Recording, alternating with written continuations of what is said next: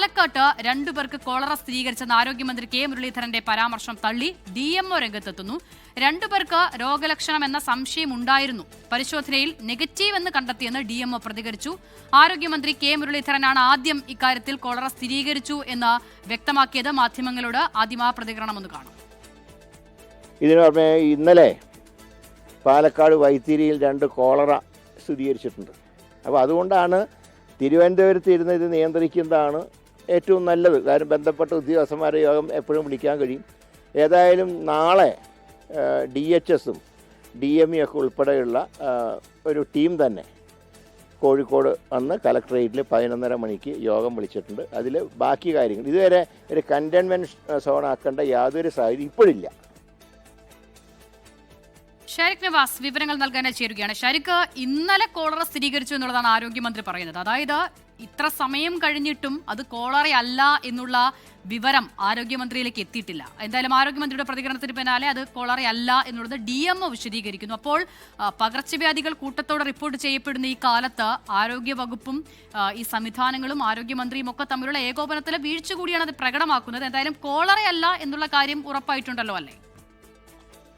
സിദ്ധാർത്ഥ്, തീർച്ചയായും DMO അത്തരത്തിൽ തന്നെയാണ് നമ്മളോട് പറഞ്ഞിട്ടുള്ളത്. കാരണം DMOയുടെ ഒരു കുറിപ്പും, കാരണം DMO സ്ഥലത്തില്ലാത്തതിനാൽ DMOയുടെ ഒരു ചെറിയ കുറിപ്പും പുറത്തിറങ്ങിയിരുന്നു. അതിൽ പറയുന്നുണ്ട്, വ്യക്തമായി പറയുന്നുണ്ട്, അതായത് 2 പേർ പാലക്കാട് ജില്ലയിൽ തന്നെ 2 പേർ വയറ്റിളക്കും അതുപോലെ തന്നെ ഷർദിലുമായിട്ട് 2 പേർ സ്വകാര്യ മെഡിക്കൽ കോളേജ് ആശുപത്രിയിൽ ചികിത്സയിലുണ്ടായിരുന്നു.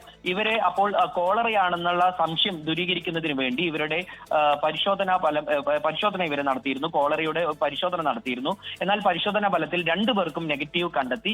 ഇതിനെ തുടർന്ന് ഇവർക്ക് 2 പേർക്കും കോളറയില്ലെന്ന് DMO സ്ഥിരീകരിക്കും. അതായത് പാലക്കാട് ജില്ലയിലെ ആരോഗ്യ വിഭാഗം വകുപ്പ് അത് സ്ഥിരീകരിക്കുകയും ചെയ്തിട്ടുണ്ട്. എന്നാൽ ഇത് സംസ്ഥാന ആരോഗ്യ വകുപ്പിനുണ്ടായ ഒരു ആശയക്കുഴപ്പമാണ് പാലക്കാട് ജില്ലയിൽ ഇത്തരത്തിൽ കോളറ സ്ഥിരീകരിച്ചത് എന്ന് ആരോഗ്യമന്ത്രി മുരളീധരൻ തന്നെ വ്യക്തമാക്കാനുണ്ടായ കാര്യം.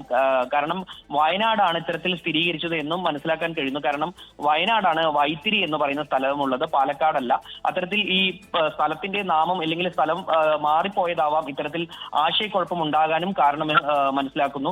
അത്തരത്തിൽ എന്തായാലും പാലക്കാട് ജില്ലയിൽ 2 പേർ ചികിത്സ തേടിയിരുന്നു. പക്ഷെ അവർക്ക് കോളറ ഇല്ലെന്ന് ഇതിനോടകം തന്നെ സ്ഥിരീകരിച്ചു കഴിഞ്ഞിട്ടുണ്ട്. അസിത, ശരി, ഷാരിഖ് നിവാസാണ് വിവരങ്ങൾ നൽകിയത്. കോളറ സ്ഥിരീകരിച്ചിട്ടില്ല എന്നുള്ളത് ആശ്വാസകരമാണ്. പക്ഷെ സർവത്ര ആശയക്കുഴപ്പം ആരോഗ്യ വകുപ്പും ഈ സംവിധാനങ്ങളും ഒക്കെ തമ്മിൽ ഉണ്ടാകുന്നു എന്നിടത്താണ് ഏറ്റവും അതിലെ ആശങ്ക. ഏറ്റവും പ്രധാനപ്പെട്ട കാര്യവും അത് തന്നെയാണ്. നിപ്പയുടെ കാര്യത്തിൽ സമാനമായ സാഹചര്യം ഉണ്ടായതാണ്. പിന്നീട് ആ റിപ്പോർട്ട് കിട്ടാൻ വൈകി എന്നൊക്കെയുള്ള ആരോഗ്യമന്ത്രിയുടെ വിശദീകരണം കണ്ടു. ഇവിടെ പക്ഷേ ആരോഗ്യമന്ത്രി തന്നെ പറയുന്നുണ്ട് ഇന്നലെയാണ് അത്ര അദ്ദേഹം കോളറ സ്ഥിരീകരിച്ചതായിട്ടുള്ള വിവരം അറിഞ്ഞത്.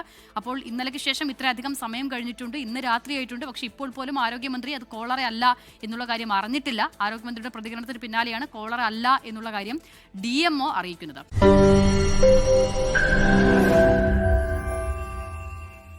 ലോകത്തെവിടെയായാലും ഏത് സമയത്തും 24 വാർത്തകളും ഓഗ്മെന്റഡ് റിയാലിറ്റി പാക്കേജുകളും എക്സ്പ്ലെയിനറുകളും വിശദമായി കാണാൻ ഞങ്ങളുടെ YouTube ചാനൽ നിങ്ങൾക്ക് സബ്സ്ക്രൈബ് ചെയ്യാം.